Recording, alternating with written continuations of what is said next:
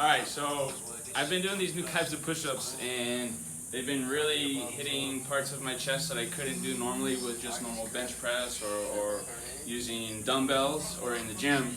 They're called typewriter push-ups, and I'd like to share with you what they are. And I'll demonstrate for you 10 reps.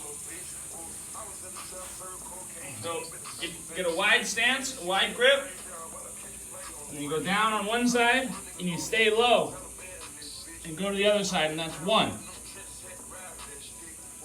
2.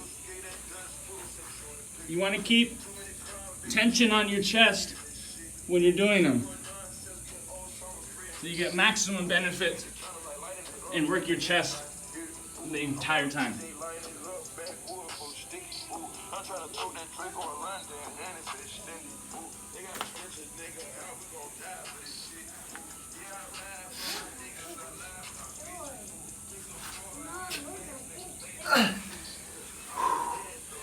And that's 10 typewriter push-ups.